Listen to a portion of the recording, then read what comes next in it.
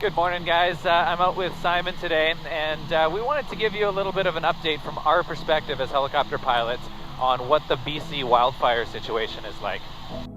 Just got up, something's wrong. I waited up with wounds on my feet. Where will you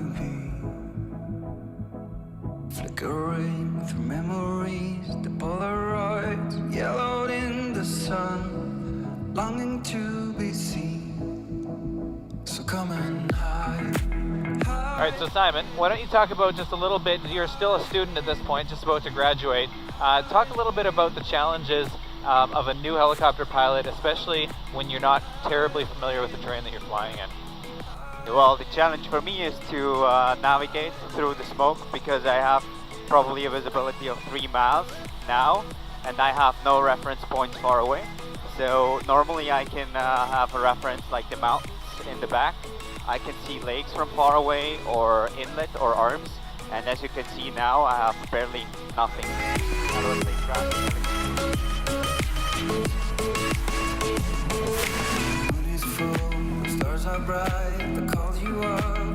And for all of you who are familiar with Vancouver, there's the Second Narrows Bridge, and believe it or not, we are in the harbor of Vancouver, and right in front of us is the city of Vancouver. So just poking out there now, you can start to see Canada Place and just a thin outline of Vancouver city skyline.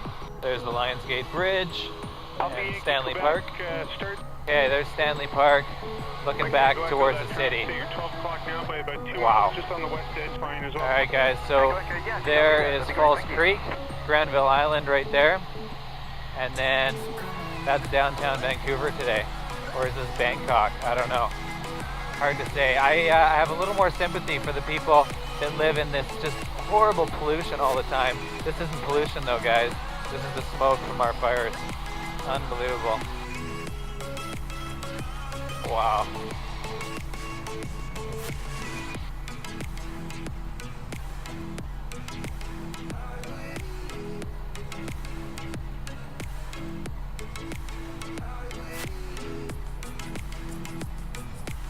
I have never seen Vancouver like this before in my life. Wow. There's the new Trump Tower, Shangri-La.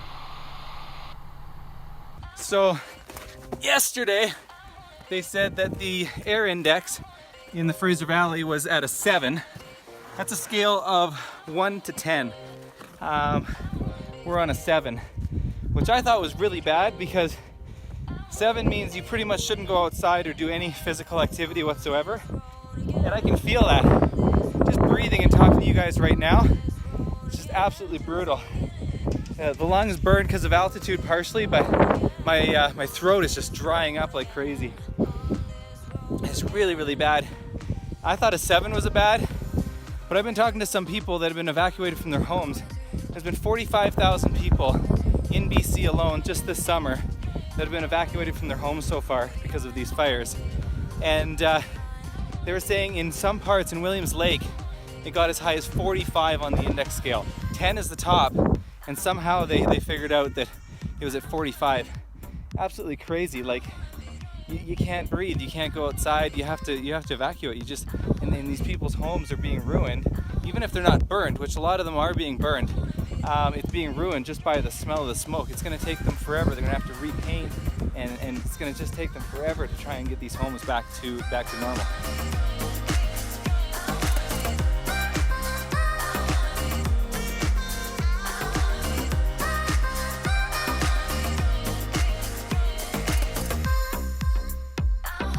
So we just landed here up on top of Mount Robbie, and we were trying to see if there's any way we can get above this smoke. And we're up at just about 7,000 feet now, and no chance. I can see some blue sky above if you guys look. There's the sun, a little less hazy right now. You can see some blue sky up there, but definitely still can't get above it. We're almost 7,000 feet. When we came over the Rockies a few weeks ago, we were up at 11,000 feet and we still couldn't get over top of the smoke over there. I just was doing a little bit of Googling last night. to date, this summer, and it's only the beginning of August, like the 3rd of August now, 1.1 million acres have burned with the fires. It's absolutely crazy, 1.1 million acres. To give you guys a little scale, spectrum of how big that is, that's 5 times the size of New York City. And that's New York City including everything around it, Queens, everything all around it. Absolutely staggering. Another statistic that's just blowing my mind, I did a little bit more research, and over the last 10 years we've had an average of 38.7% of all the fires in BC have been caused by humans. And that just absolutely blew my mind, because there's stuff we can do about this, you guys. Humans that are throwing cigarette butts out their window and not even thinking about it when they're driving down the road, or they're having a campfire even when there's campfire bans, and then they don't put their campfire out, or there's sparks coming from the campfire and igniting fires when they drive away. There's so many things we can do, you guys. We just need to be a little more conscientious. We need to think about the surroundings. This is affecting people. This is affecting us as helicopter pilots. It's really, really tough to fly in this kind of condition. It's affecting 45,000 people right now that have had to leave their homes. This is really, really rough stuff, and I feel like there's something we can do about it. Yeah, there is. The rest of the percentage is usually caused by lightning. That's not really something we can do about. But the stuff that we can, guys, let's take some action. Let's make sure that we're being conscientious. We're talking to people about this and making sure that we're doing the absolute best that we can to make sure that these fires don't happen, because it's devastating. I mean, people talk about logging and logging being bad for our environment and so forth. This is crazy. I mean, logging is a drop in the bucket compared to the amount of fires that we've just burned this summer alone. It's absolutely crazy.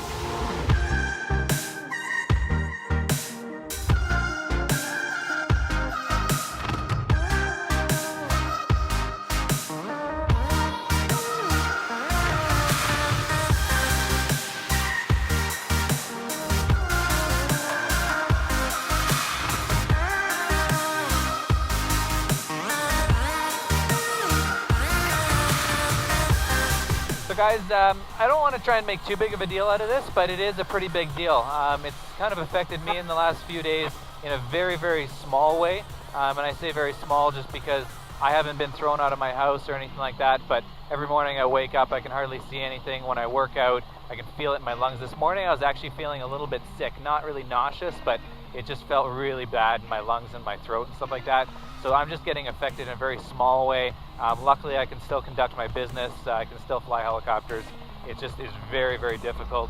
But if there's anything we can do about it, let's do it, guys. If you want to share this video with somebody who you think would find this interesting, I think if we get the word out there and enough people talk about it, I think we can probably make a difference to try and get some of these human-made fires to be eliminated. So I don't know, let's do what we can. If you like this video, give it a thumbs up and share it with everybody you know, because I think we can make a difference and we can hopefully help out our forests. The forests, I haven't even talked about the animals. I've been hearing stories from my friends that have been displaced from their homes. Their pets, like their horses and their cows and their sheep and stuff like that, they just have to leave them behind. I heard one crazy story. Somebody actually painted their horse pink so that when they came back, if their horse was lost and somebody found it, they would know that that's their horse. So people's animals are just getting displaced and running wild, and they're having to go find them. Some of them are, they can't find them again. They're dead or something like that. It's just horrible stuff. That's domesticated animals. That's not even to think about all the wild animals: the bear, the deer, the elk, the moose, everything. Let's do something about this, guys, if we can. Share it with your friends, and we'll talk to you guys next time.